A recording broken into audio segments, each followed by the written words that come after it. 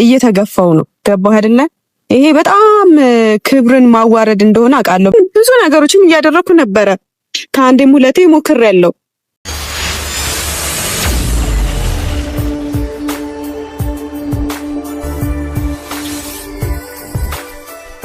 ሀይሚ እንግዲህ ዛሬ እጅግ በጣም ነገሮችን በጣም በትኩረት እያየቻቸው እንደነበርና እንግዲህ በዚህ 2 ቀን እያደረገች የነበረችውም ለምክንያት እንደሆነ እያንዳንዱን ነገር ያንም ሳደርግ ደግሞ የተመለከትኩትን የተረዳሁትን ነገር አይቻለሁ።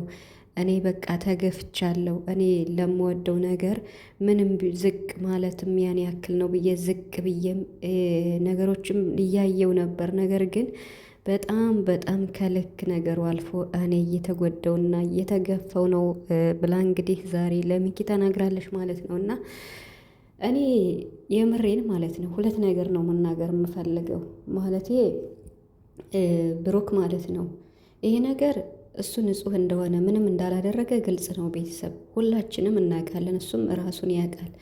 ግን ደግሞ በጣም ብዙ ሰው ይሄን ነገር ሊያምን አልቻለም። ሀይሚን ደግሞ በሱ ላይ እምነት እንዲያሳጣት ያደረገች እዩ ናት፣ የእሷ ንግግር ማለት ነው። እንደገና ደግሞ ብሩክ የሚናገራቸው አንዳንድ ነገሮች አወዛጋቢ፣ ልጁ የኔ ካልሆነ ዲኤንኤ ምርመራ ምናምን የሚባሉት ነገሮች ለሀይሚ በጣም እንዴት ነው ጥያቄ ምልክት አስገብቷታል። ይሄንም ነገር ተቋቁማ ምንም ቢያማት ነገሩ ከጎኑ ሆናለች እና ከጎኑ ስትሆን ደግሞ ብሩክ እኔ እንጃ ይሄን ነገር ለመቋጨት በጣም የጨነቀው ይመስለኛል። በጣም ማለት ነው። አንዳንዴ ነገሩን ሲጀምሩት እንደ ቀላል ይጀምሩትና ከዛ ለመቋጨት ደግሞ በጣም ከባድ ነው። 3 ወር መጠበቅም ከባድ ነው። ምን እንደሚሻል አላቅምና በጣም ተወዛግበው ነው ያሉት እውነት ለመናገር። ሀይሚ አሁንም ቢሆንን የምለው ነገር ቢኖር ያን ያክልም እየተጎዳሽም ቢሆን ምንም ቢሆን ያው ማለት እሷ ራሱ ብላለች፣ እየተጎዳውም ዝቅም እያልኩ ክብሬንም እያጠው ከጎኑ ሆኛለሁ፣ ግን ከጎኑ ሰውን ደግሞ ብዙ ነገር እያየው ነው ብላለች። ያ ማለት እንግዲህ እዩና እሷ ሲጣሉ አትምቻት ምናምንም እያለም ያው መገልገል ግድ ነው ማለት በመጣላታቸው ቡራ መሀል ላይ ሆኖ መገልገሉ እንዳለ ሆኖ ሁለታቸውንም በእኩል አይን ውጡልኝ ሲል ግን ትንሽ ያደናግራል። ምክንያቱም ሀይሚ ከእዩ ጋር መወዳደር ስለሌለባት ማለት ነው። እና ብቻ ሀይሚ በዚህ 2-3 ቀን ያየችው ነገር በጣም እንትን ብሏታል፣ አሳምሟታል ውስጧን። እና እኔ የምናገረው ነገር ቢኖር ለብሩክ ማለት ነው አንደኛ እውነቱን ለሀይሚ አስረግጦ መንገር አለበት። ምንም ከዩ ጋር ምንም ነገር እንዳላደረገ ምንም ነገር እንደሌለ በቃ አስረግጦ ለሀይሚ መንገር አለበት። ለሀይሚ ከነገራት እኮ ከዛ ለኦዲየንስ እንኳን ያን ያክል ችግር የለውም። ያኔ ድራማን ቢሰሩ ቪዲዮን ቢሰሩ የስራው ጸባይ ነው አደለ? ግን አሁን ሀይሚ መጎዳት የለባትም ከምንም በላይ እንዴ። በምን ወይ ትረዳ እስኪ አሁን ኢቭን ብላ ሁሉንም ችላ ከጎኑ ስትሆን ደግሞ ብሩክ ወደ ኋላ የሚል ከሆነ እሺ ከየትኛው ነው የምትሆነው? ሀይሚ አንድ ያጣ ጎመን እንዳትሆን ወይ ነገሩን ለእሷ መንገር አለበት፣ ለሀይሚ እውነቱን ወይ መናገር አለበት። ያለዚያ ደግሞ ድራማ ከሆነ የሚሰሩት ድራማውን ለሀይሚ ቢያንስ እንኳን መንገር አለበት። ምክንያቱም በመሀል ሀገር እሷ እንዳትጎዳ ማለት ነው። እሱም እኮ እየጨነቀው እየጠበበው ነው ቪዲዮ የሚሰራ። በነገራችን ላይ ሁለቱም ነው የሚጎዱ።